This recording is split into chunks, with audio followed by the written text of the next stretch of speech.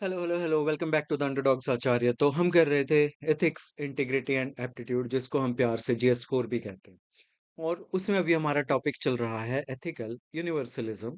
तो इसी को आगे बढ़ाते हुए आज के लेक्चर में या आज के वीडियो में हम देखेंगे core principles of ethical universalism, यानी कि वो कौन से प्रिंसिपल्स हैं जो मिलके एथिकल यूनिवर्सलिज्म बनाते हैं। इसके अंडर कौन कौन से प्रिंसिपल्स आते हैं। बट आगे बढ़ने से पहले here is a little something about me. आप पॉज करके देख सकते हैं, ज्यादा टाइम यहाँ पे नहीं स्पेंड करेंगे। बट लेक्चर शुरू करें उससे पहले हर बार की तरह आपसे सेम रिक्वेस्ट है, प्लीज लाइक शेयर सब्सक्राइब कर दो और नोटिफिकेशन आइकन दबा दो। सब्सक्राइब तो जरूर कर देना। So let's start. Core principles of ethical universalism. तो हमने देखा कि एथिकल यूनिवर्सलिज्म का मतलब क्या होता है कि कुछ प्रिंसिपल्स ऐसे होते हैं जो कि हमेशा वैलिड होते हैं, इररिस्पेक्टिव ऑफ कि आपका कल्चर क्या कहता है, आप किस नेशनैलिटी के हो, आपका रिलीजन क्या है, आपकी सोशल पोजीशन क्या है, आपकी पर्सनल आइडेंटिटी क्या कहती है। Irrespective of all these things कुछ मॉरल प्रिंसिपल्स जो हैं वो हर किसी पे अप्लाई होते हैं। तो यहाँ पे मतलब इसको कैसे एक्सप्रेस किया जा सकता है कि व्हाट इज मॉरली राइट और wrong should not change merely because the identity of the person changes. कि सही और गलत की परिभाषा एक इंसान की पहचान के साथ नहीं बदलनी चाहिए। That is ethical universalism. तो इसके क्या कोर प्रिंसिपल्स हैं वो अब हम देखेंगे। तो सबसे पहला है मोरल इक्वालिटी। तो मोरल इक्वालिटी को समझने के लिए सबसे आसान तरीका है कि आप एक अपने आप से क्वेश्चन पूछो कि क्या किसी इंसान की अहमियत इसलिए ज्यादा हो सकती है कि because of who they are, उसकी पहचान की वजह से। फॉर एग्जाम्पल, ये एक हिंदू है, ये एक अमेरिकन है, ये एक लेडी है, ये एक हैंडीकैप्ड पर्सन है, ये कोई दलित है, ये कोई मुस्लिम है, ये कोई ट्रांसजेंडर है। तो क्या इनहेरेंट वर्थ इनमें से किसी की भी सिर्फ उसकी आइडेंटिटी की वजह से दूसरे इंसान से ज्यादा होगी? कि ये कहेगा कि भाई मैं तो हिंदू हूं, सो मेरी जो मॉरल वर्थ है ना वो सबसे ज्यादा है। या फिर ये कहे कि मैं अमेरिकन हूं तो मेरी मॉरल वर्थ सबसे ज्यादा है। या कोई लेडी कहे कि because I am a woman मेरी मॉरल वर्थ सबसे ज्यादा है। मीनिंग कि ये सब लोग एक सेम क्राइम करते हैं। तो इनमें से कोई एक ये क्लेम नहीं कर सकता कि just because I am this तो मुझे सजा नहीं मिलनी चाहिए। ओके, सो एथिकल यूनिवर्सलिज्म कहता है कि इनमें से किसी की भी जो मॉरल वर्थ है वो दूसरे इंसान से ज्यादा नहीं होगी बिकॉज ऑफ देयर आइडेंटिटी। तो क्या मतलब हुआ कि किसी इंसान की वेल्थ या उसकी कास्ट या उसका रिलीजन या उसकी नेशनैलिटी या उसका जेंडर या उसकी रेस या उसका सोशल स्टेटस जो है ना वो उसको दूसरे इंसान से ज्यादा वैल्यूएबल नहीं बनाते, वो उसकी लाइफ को दूसरे इंसान की लाइफ से ज्यादा वैल्यूएबल नहीं बनाते। अब मान लो एक गवर्नमेंट हॉस्पिटल है, वहां पे दो एक्सीडेंट विक्टिम्स आते हैं। उनमें से एक तो है ये वेल्दी बिजनेसमैन, ओके, अडानी जी, और एक ये हो तुम, गरीब। तो अब अगर ये डॉक्टर अडानी जी को प्रेफरेंस देता है ट्रीटमेंट के लिए just because he is Adani ji, because he is a rich person, तो डॉक्टर की नजर में इस बिजनेसमैन की, अडानी जी की जो मॉरल वर्थ है वो तुमसे ज्यादा है because he is rich and you are poor, जो कि एक गलत बात है। बट अगर यही डॉक्टर साहब जो हैं ये अडानी जी का ट्रीटमेंट पहले करते हैं और तुम्हारा बाद में करते हैं, इसलिए नहीं कि दिस गाय इज रिच, बल्कि इसलिए बिकॉज इनको ज्यादा चोट लगी है, ये ज्यादा सीरियस है, देन दैट इज राइट। तो पहले केस में जो मॉरल वर्थ थी इनकी वो डॉक्टर ने तुमसे ज्यादा इसलिए आंकी थी बिकॉज इनके पास तुमसे ज्यादा पैसा है। बट दूसरे केस में उसको प्रायोरिटी इसलिए दी बिकॉज उसकी लाइफ जो है वो ज्यादा क्रिटिकल कंडीशन में थी और उसको बचाना या उसको प्रेफरेंस देना ज्यादा जरूरी था। तो यहाँ पे मेडिकल नीड की वजह से अगर आप किसी को प्रेफरेंस दे रहे हो then that is okay. But अगर आप उसके सोशल स्टेटस की वजह से उसको प्रेफरेंस दे रहे हो then you are giving him या you are assigning him more moral worth then गरीब तुम। ओके, तो इसका एडमिनिस्ट्रेटिव रेलेवेंस भी देख लेते हैं कि क्या होता है। एक सिविल सर्वेंट है, उसके लिए मॉरल इक्वालिटी का मतलब होता है कि एक जो गरीब सिटीजन उसके पास आए, वो भी उतनी ही रिस्पेक्ट डिजर्व करता है जितना कि एक पावरफुल सिटीजन करता है। अगर एक माइनॉरिटी सिटीजन उसके पास आता है, तो उसकी भी सेम मॉरल वर्थ है as compare to a majority citizen. Political influence जो है, वो पब्लिक सर्विसेज की जो एक्सेस है आम नागरिकों की, that should not define it. कि आप अगर किसी विधायक जी का या एमएलए का या किसी मिनिस्टर का फ़ोन करवा के आ रहे हो, तो आपका काम होगा। अगर ऐसे नहीं है आपके पास अप्रोच, तो आपका काम नहीं होगा। तो पॉलिटिकल इन्फ्लुएंस जो है, it should not determine access to public services, and the law should not become more lenient for the powerful. कि ये नहीं है कि अगर किसी बिजनेसमैन के बेटे ने एक्सीडेंट कर दिया अपनी गाड़ी से, तो उसको ऐसे लिख के छोड़ दिया, और अगर तुमसे एक रेड लाइट जंप होगी तो तुम्हें पूरा चालान भुगतना पड़ रहा है। सो एडमिनिस्ट्रेटिव रेलेवेंस ये है कि सबको बराबर से ट्रीट करो। देन सेकंड है यूनिवर्सल ह्यूमन डिग्निटी। तो ह्यूमन डिग्निटी का मतलब होता है कि हर एक इंसान की एक इंट्रिंसिक वर्थ है, because they are human. Okay, तो एक इंसान की जो डिग्निटी होती है, वो उसको गवर्नमेंट ने नहीं दी होती, या सोसाइटी ने नहीं दी होती, या वो इसलिए नहीं होती कि उसके पास पैसा है या उसका कोई सोशल स्टेटस है। नहीं, उसकी डिग्निटी इसलिए होती है बिकॉज़ वो एक इंसान है। तो इसलिए एक किसी की भी डिग्निटी जो है वो लूज़ नहीं होनी चाहिए जस्ट बिकॉज़ कि वो पुअर हैं या होमलेस हैं या डिसेबल्ड हैं या सोशली मार्जिनलाइज्ड हैं या वो जेल में है या वो माइग्रेंट है या वो पॉलिटिकली अनपॉपुलर है। तो जो United Nations declaration of human rights है, वो भी जो इनहेरेंट ह्यूमन डिग्निटी होती है ना हमारी, उसको फाउंडेशन मानता है फ्रीडम की, जस्टिस की और पीस की। एंड सिमिलरली जो international covenant of civil and political rights है, वो भी कहता है कि ह्यूमन राइट्स जो है ना, वो एक इंसान के इनहेरेंट डिग्निटी से डिराइव होते हैं, कि उस डिग्निटी को आप वायलेट नहीं कर सकते, एंड उस डिग्निटी को प्रोटेक्ट करने के लिए there are some rights. Example देखो टॉर्चर का। मान लो एक देश है, वहां के मेजोरिटी ऑफ सिटीजन्स जो हैं वो मानते हैं कि भाई अगर कोई टेररिज्म का सस्पेक्ट पकड़ा गया तो उसको टॉर्चर करना इज ओके। बट स्टिल यहाँ पे जो यूनिवर्सलिस्ट आर्ग्यूमेंट होगा वो ये होगा कि टॉर्चर, जस्ट बिकॉज उसको मेजोरिटी जो है एक देश की वो अप्रूव कर रही है, वो टॉर्चर मॉरली परमिसिबल नहीं हो जाता है। टॉर्चर जो है एक ह्यूमन बीइंग को एक ऑब्जेक्ट की तरह ट्रीट करता है, और उसको and that person is subjected to suffering. Therefore यहाँ से जो ह्यूमन डिग्निटी का प्रिंसिपल है वो वायलेट होता है, और इसीलिए जो United nation declaration of human rights है, वो भी टॉर्चर को प्रोहिबिट करती है, उसको क्रूअल, इनह्यूमेन और डिग्रेडिंग ट्रीटमेंट मानती है। तो अब इसका एडमिनिस्ट्रेटिव रेलेवेंस क्या हुआ, कि ह्यूमन डिग्निटी जो है उसमें क्या है कि जो स्टेट यानी कि गवर्नमेंट यानी कि हमारा जो तंत्र है, सरकारी तंत्र है, वो सभी सिटीजन्स को बराबर से ट्रीट करे, नॉट एज केसेस या नंबर्स या बेनिफिशरीज।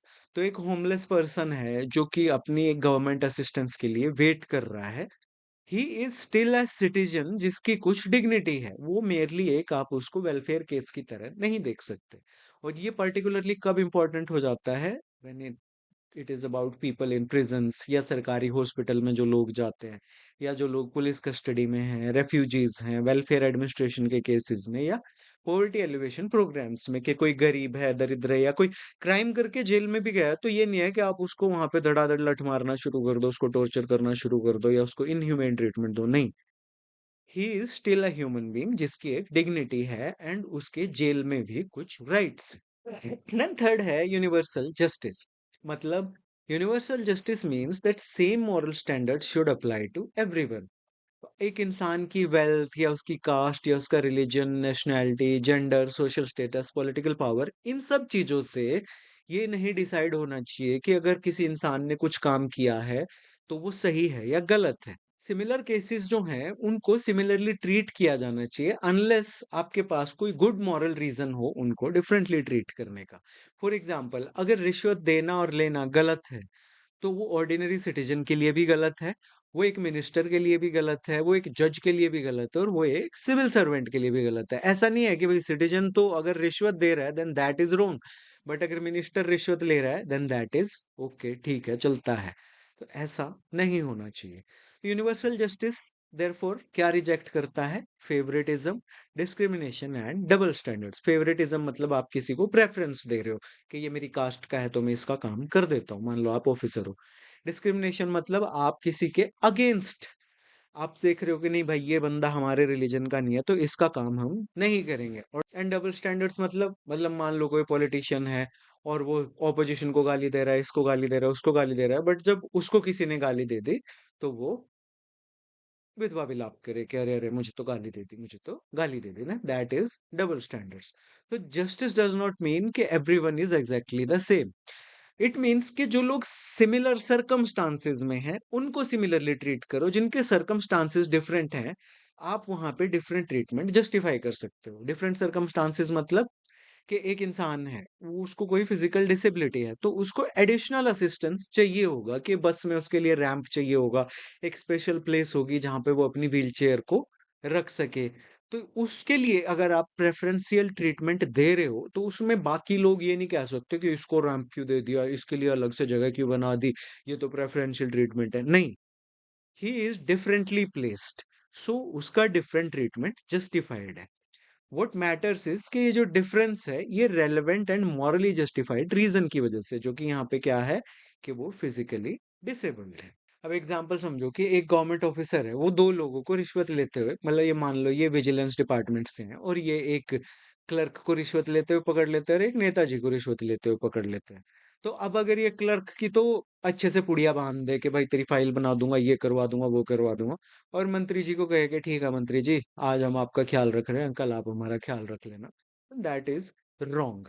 क्योंकि इसने यहाँ पे क्या किया, इसने इनका स्टेटस देख के और फिर इनको ट्रीट किया है, सो दैट इज रॉन्ग। तो यूनिवर्सल जस्टिस जो है वो एडमिनिस्ट्रेटिव, उसकी एडमिनिस्ट्रेटिव रेलेवेंस क्या होगी? आप जो सिविल सर्वेंट्स होते हैं उनके पास कोerसिव और डिस्ट्रीब्यूटिव पावर दोनों होती है। कोerसिव यानी कि सजा देने की, और डिस्ट्रीब्यूटिव यानी कि जो बेनिफिट्स है उनको समाज में डिस्ट्रीब्यूट करने की। तो वहां पे क्या चाहिए होता है? इम्पार्शियलिटी चाहिए होती है, नॉन डिस्क्रिमिनेशन चाहिए होती है, इक्वालिटी बिफोर लॉ भी चाहिए होता है, fair allocation of public resources and objective decision making. So यहाँ पे यूनिवर्सल जस्टिस जो है वो बहुत इंपॉर्टेंट हो जाता है। सिमिलरली यूडीएचआर का जो आर्टिकल 7 है वो भी एक्सप्लिसिटली रिकॉग्नाइज करता है इक्वालिटी बिफोर लॉ को and equal protection of law को। देन फोर्थ है कंसिस्टेंसी। कंसिस्टेंसी का यहाँ पे मतलब है सेम मॉरल रूल सब पे अप्लाई हो। अगर आप कहें तो कोई चीज सही है या गलत है, वो सब पे बराबर से अप्लाई होगी। उसमें आप भी आ जाते हो, आपके फ्रेंड्स भी आ जाते हैं, आपकी फैमिली, आपका ग्रुप, आपके अपोनेंट्स, वो सब पे बराबर से अप्लाई होगी। अब मान लो आप कहते हो कि झूठ बोलना जो है वो गलत है, बट आप साथ में ये कह देते हो कि लाइंग इज नॉट रॉन्ग, जब मैं, मतलब मेरा झूठ बोलना जो है वो ठीक है, बट बाकी लोग झूठ बोले तो वो गलत है, then that is wrong. Consistency का मतलब कोई भी झूठ बोले, चाहे मैं झूठ बोलूं, चाहे मेरे फ्रेंड्स, चाहे मेरी फैमिली, चाहे मेरा ग्रुप, चाहे मेरे अपोनेंट्स, कोई भी झूठ बोले, लाइंग इज रॉन्ग। बट यहाँ पे डबल स्टैंडर्ड्स कब हो जाते हैं? जब तुम कहो कि देखो अपोनेंट अगर झूठ बोल रहा है तो वो गलत है, बट अगर हमारी साइड वाला बंदा झूठ बोल रहा है तो वो ठीक है, चलता है, then that is double standards. तो यूनिवर्सलिज्म जो है वो ऐसे डबल स्टैंडर्ड्स को रिजेक्ट करता है। यहाँ पे सेम रूल फॉर एवरीवन की बात की जाती है। एग्जाम्पल से समझे तो एक पॉलिटिशियन कहता है भाई करप्शन जो है वो इमोरल है, ओके, बट जब उसकी खुद की पार्टी का कोई मेंबर करप्शन करता हुआ पकड़ा जाता है तो कह देता है कि यार ये ठीक है, लड़के हैं, गलती हो जाती है, सभी तो करते हैं करप्शन। तो ये एक डबल स्टैंडर्ड है। अगर करप्शन गलत है तो उसकी रॉन्गनेस जो है वो इसलिए नहीं गायब हो जाती कि हाँ भाई हमारी साइड वाले बंदे ने करप्शन की है। बट यहाँ पे एक इंपॉर्टेंट न्यूएंस है। कंसिस्टेंसी का मतलब ये नहीं होता कि आप ब्लाइंडली किसी रूल को अप्लाई करते रहो और सरकमस्टांसेस को आप ना कंसिडर करो। For example, killing is wrong, ठीक है, जनरली माना जाता है killing an innocent person is wrong. But अगर आप सेल्फ डिफेंस में किसी को मार देते हो, then is killing wrong? No. तो killing an innocent person and killing in legitimate self defence are not necessarily morally equivalent, क्योंकि यहाँ पे सर्कमस्टांसेस जो है ना और जो मॉरल जस्टिफिकेशन है वो डिफर करती है। इसीलिए यूनिवर्सलिज्म जो है उसमें हमें कंसिस्टेंस एप्लीकेशन ऑफ प्रिंसिपल्स तो लगानी होती है, बट हमें इन डिस्टिंक्शंस को भी अलाउ करना होता है मॉरली रेलेवेंट सर्कमस्टांसेस में। देन नेक्स्ट है ह्यूमन राइट्स। तो ह्यूमन राइट्स जो हैं वो इम्पोर्टेंट पार्ट है एथिकल यूनिवर्सलिज्म का। तो ह्यूमन राइट्स आपको भी पता होगा कि ये बेसिक राइट्स होते हैं जो कि हर एक इंसान को मिले हुए हैं, बिकॉज दे आर ह्यूमन। ये राइट्स आपकी nationality, caste, religion, gender, race, wealth या सोशल स्टेटस पे नहीं डिपेंड करते।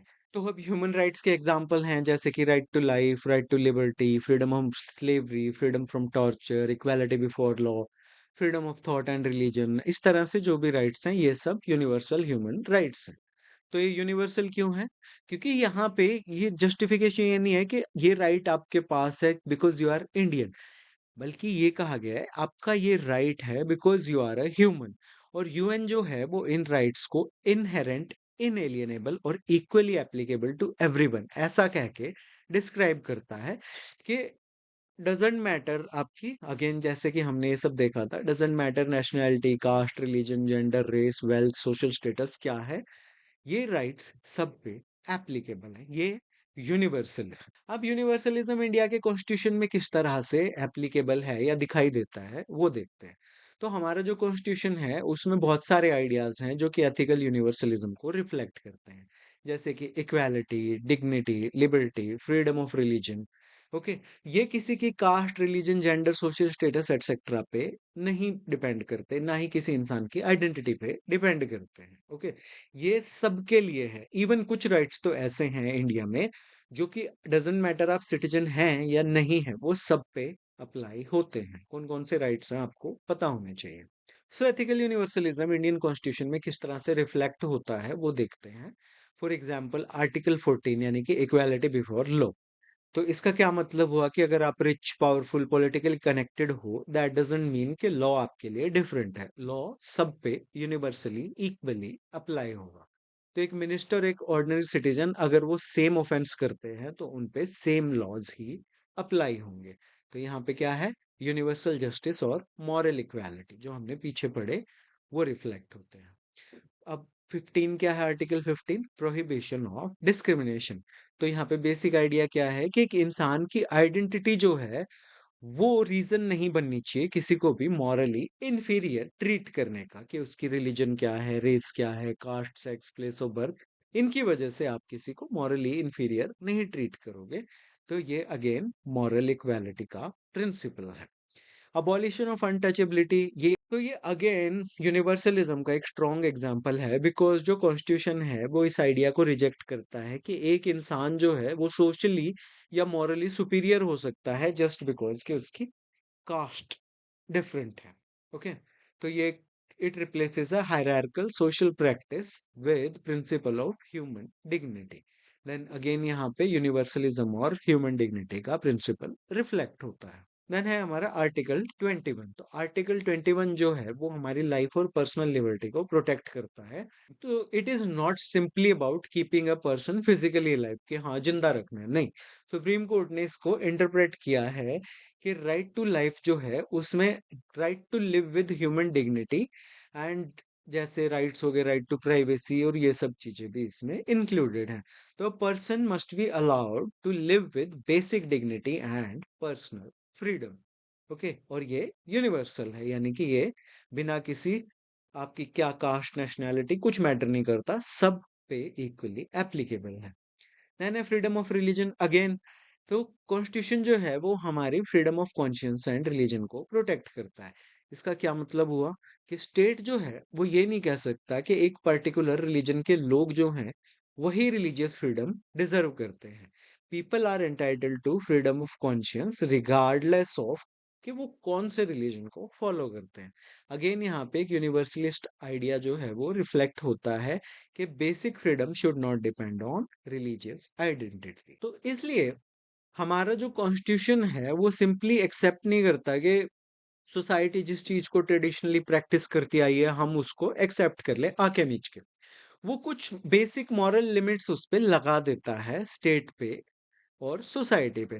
फॉर एग्जाम्पल कोई डिस्क्रिमिनेटरी प्रैक्टिस है जो कि सदियों से एग्जिस्ट कर रही थी, जैसे कि अनटचेबिलिटी, तो उसकी लॉन्ग हिस्ट्री जो है उसको ऑटोमेटिकली मॉरली एक्सेप्टेबल नहीं बनाती इंडियन कॉन्स्टिट्यूशन में। कॉन्स्टिट्यूशन उस पर रोक लगाता है।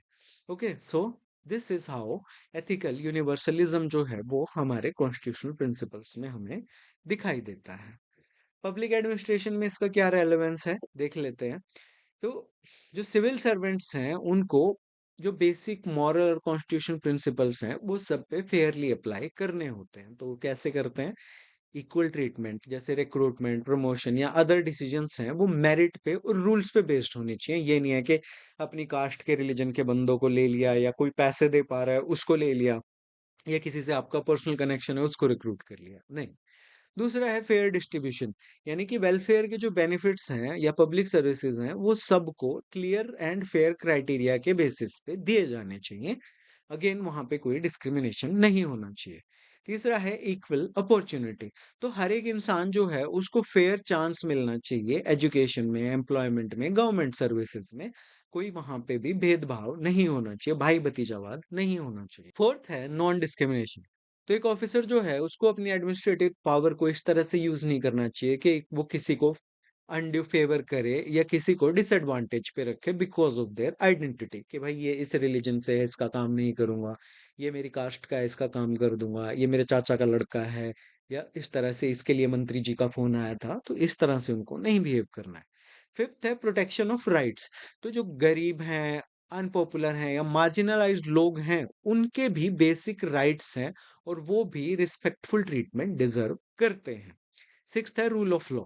तो ऑफिशियल्स जो हैं they must follow constitution and rule of law rather than कि आप पॉलिटिकल प्रेशर में आके कुछ काम कर रहे हो, आप पर्सनल प्रेफरेंस से डिसीजंस ले रहे हो, या आप डिस्क्रिमिनेटरी लोकल प्रैक्टिसेस के बेसिस पे किसी चीज को सही या गलत ठहरा रहे हो। तो यूनिवर्सलिज्म जब हम एडमिनिस्ट्रेशन में अप्लाई करते हैं तो इससे ट्रस्ट जो है वो स्ट्रेंथन होता है जनता का पब्लिक एडमिनिस्ट्रेशन में। इससे सोशल जस्टिस प्रमोट होता है और ये इंश्योर करता है कि स्टेट जो है वो सभी सिटीजन्स को इक्वली सर्व करे, नॉट जस्ट पावरफुल और द प्रिविलेज्ड। इस लेक्चर का पीडीएफ डाउनलोड करने के लिए आप मेरे टेलीग्राम चैनल पे जा सकते हैं। और अगर गवर्नमेंट टेलीग्राम को हो सकता है दोबारा बैन कर दे तो आप मेरे व्हाट्सएप चैनल को भी फॉलो कर लो। अगर आपका कोई क्वेश्चन है तो आप मुझे इंस्टाग्राम पे डीएम फॉलो करके डीएम कर सकते हैं, I will reply. And you are watching the underdogs Acharya, my name is Ravan Singh. Like कर दो, शेयर कर दो, सब्सक्राइब कर दो, नोटिफिकेशन आइकन दबा दो। ये आज का motivation. Thank you for watching. Have a great day.